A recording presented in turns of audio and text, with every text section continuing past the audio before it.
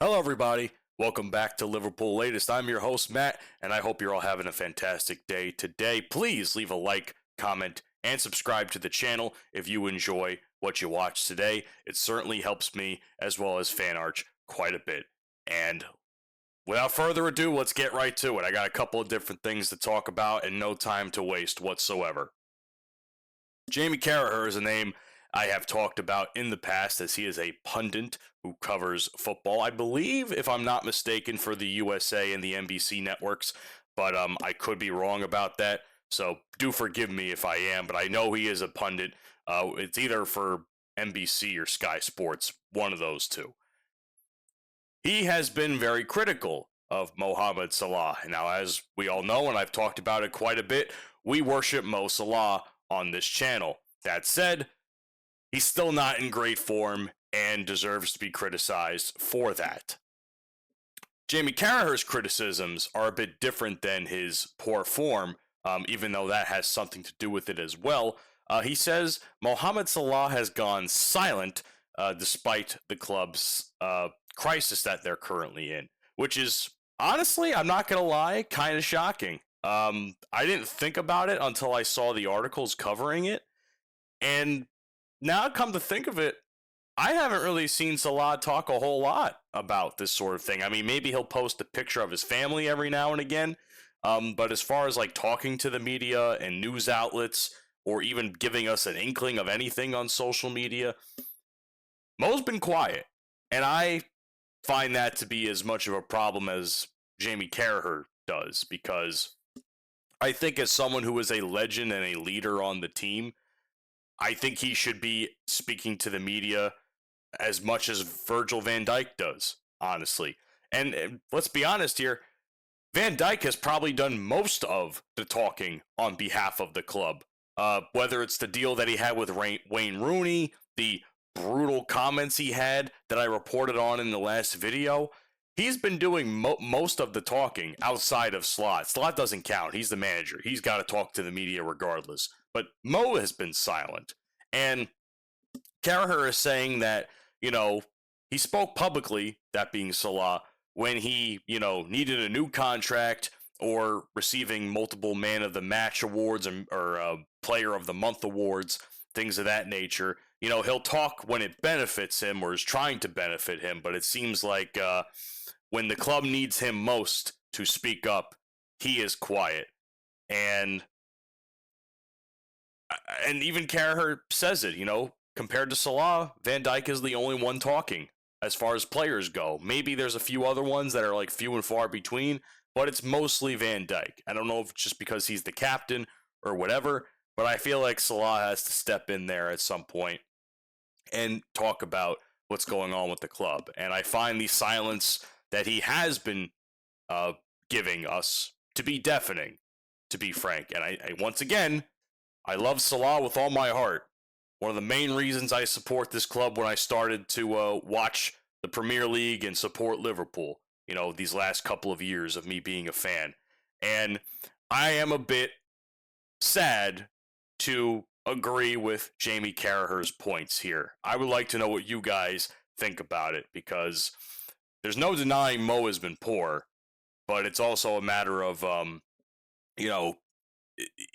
being quiet, not representing the team the way that we feel like he should to the media.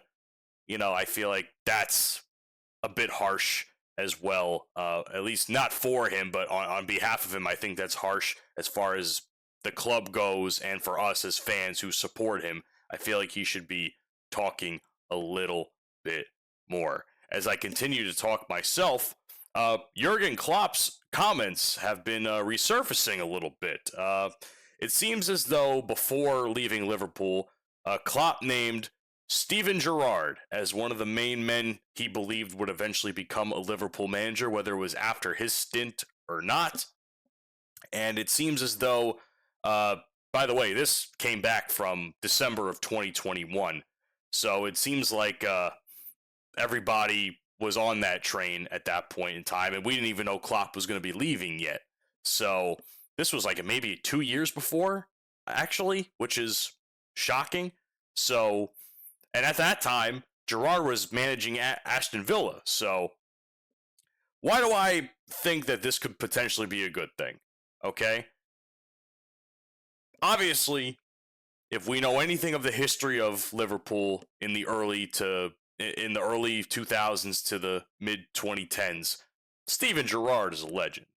There is absolutely no denying that. Probably one of the best players of his time, and surrounded by, for lack of better terms, mediocrity. Granted, they did have some success winning the Champions League.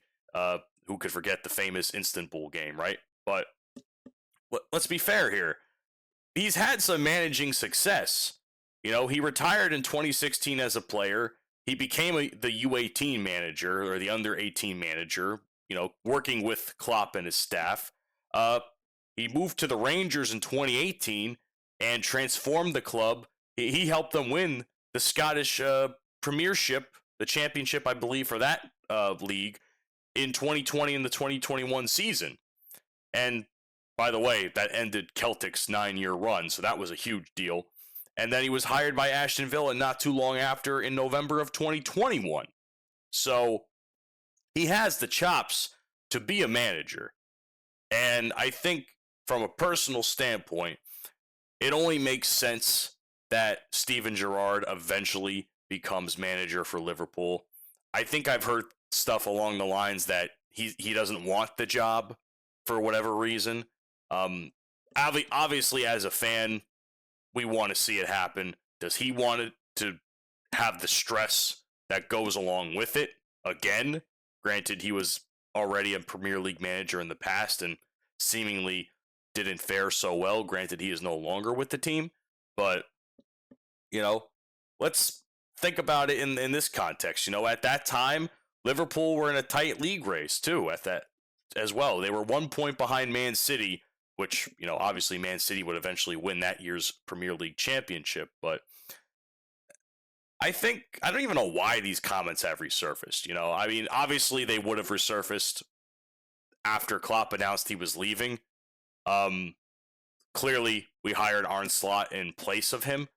But I think if the position of Slot continues to fall, especially after this Champions League game coming up, which is big, not only for the club, but Slot and his hold on the team in general as a manager, I very well could see Steven Gerrard maybe taking the spot, maybe not immediately, but somewhere down the line. I firmly, wholeheartedly believe that. I think the fans want it.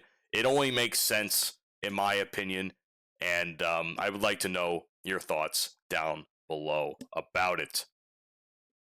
Mark Gahey, I got an update on him. The transfer situation is becoming even more intense. We got a bunch of different teams that are applying pressure, including ourselves. Real Madrid, Barcelona, Bayern Munich, and Inter Milan all want him as well. Clearly, we had a failure in trying to sign him in the summer transfer window, waiting until the very last second for whatever reason.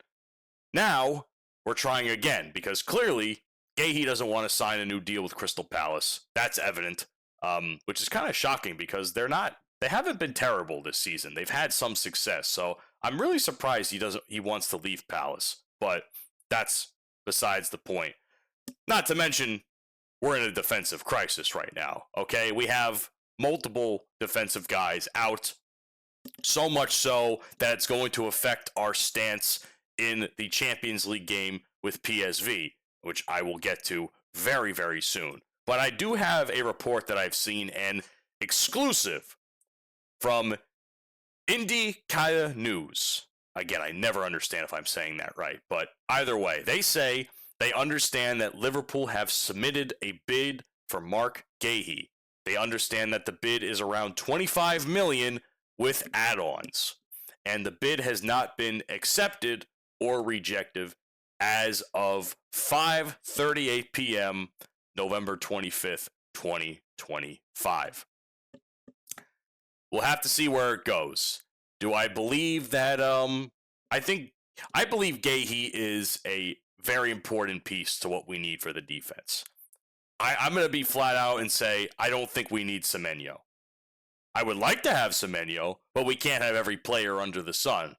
And there's not enough money under the sun, I think, to pick up both of them, to be frank with you. So I think we got to play this smart and understand what we desperately need, because we have strikers. They just don't mesh well for some reason. They don't come up with schemes. They don't create chances. Our midfielders are also having a bit of a problem, but I don't think the midfield is as much of a problem as defense is, because the back four are constantly collapsing, especially when we need them to perform most. I'm looking at you, Konate. I'm not gonna let that go. This whole situation with Konate is pissing me off, honestly. His performances have been shit ever since this news was picking up after or before the season started. So I think us as fans have every right to be upset, and the people that are defending him on social media are defending the player and not the club. And for that, I say, fuck you. Anyway, moving on.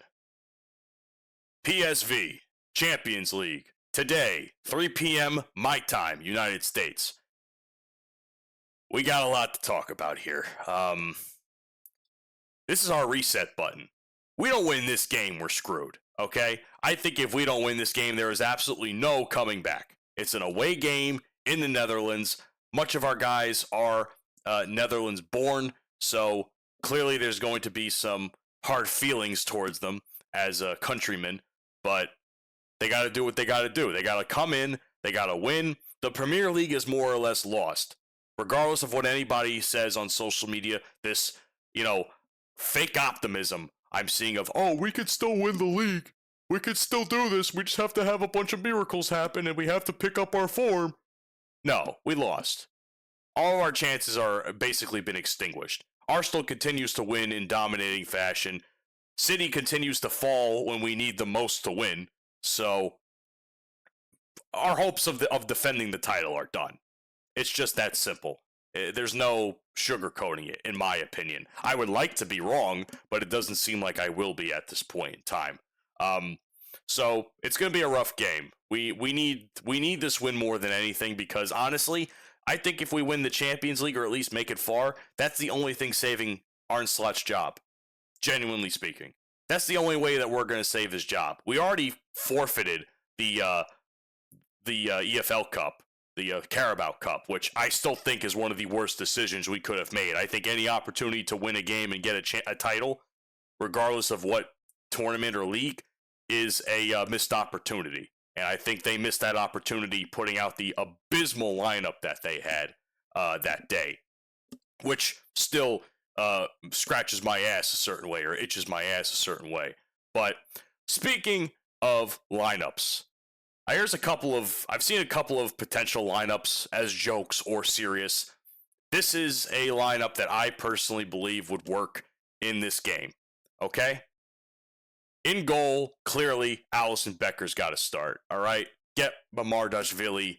Don't even put him anywhere near the goal at this point. As long as Alisson stays healthy, don't put him anywhere near the goal.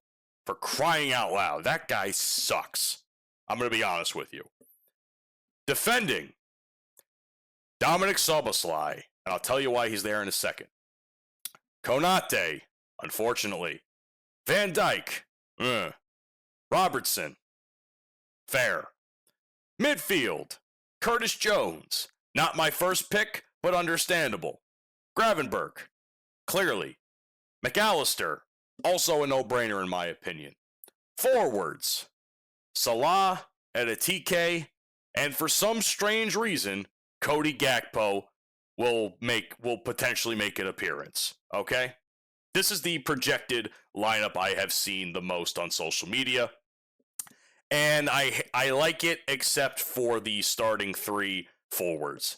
I hate that lineup with a burning passion. I think Gakpo should be nowhere near it. But obviously, he's a Dutch guy, so they're probably going to throw him in out of spite for both the country and us. So whether or not they choose Isak over Edetike or switch Gakpo and Isak, no idea. But I hope that it will. I hope that they'll make the right decision in that regard.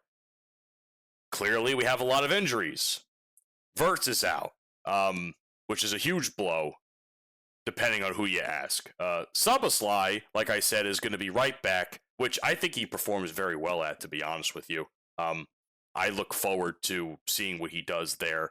Frimpong, still out. Bradley is hurt until the 13th of December at the earliest, which I don't know where they got that date from, but because they have to keep mentioning him, Leone is out for the season with an ACL injury.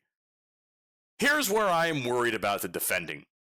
And it's not because I don't like Szoboszlai in the right back position, it's because we have no options for defenders. Okay? Let me tell you why. Calvin Ramsey, a guy that has barely played any games in 1,000 days or so, he's not eligible to play because he was not selected for the 22-man squad. So because of that, we don't have an option for him. So it sucks, but that is what's going to happen. So a possibly good example or prime example for a player to shine doesn't get that opportunity because, well, he wasn't selected for whatever reason. But I am very, very afraid for being forced to have Szoboszlai play at right back. Again, I have a full confidence in him, but is he gonna, I know he can put the effort in. Are the other three going to put that effort in on the back four? That is the question I leave you with as I end today's video. I hope we win. If we don't, I don't know what this means for our Champions League push, because we lose this game, there's no hope for us, genuinely speaking. Whether it's because of injury or bad tactics, who the fuck knows? By the way, that lineup I gave you just now that I saw online was a 4-3-3. Something I've been preaching we should be doing much more than we have been. So I just want to make that very clear. That has been Liverpool Latest for today. Unfortunately, I won't be able to update you guys for the next couple of days because I will be on vacation. It is Thanksgiving here in the United States. So while I will be enjoying some time with my family and some much needed time off from work, I will be keeping a close eye on everything, and as soon as I am able to get back behind this computer, you'll hear from me again. Much love. If you celebrate Thanksgiving, have a wonderful and safe holiday. Up the Reds. You'll never walk alone.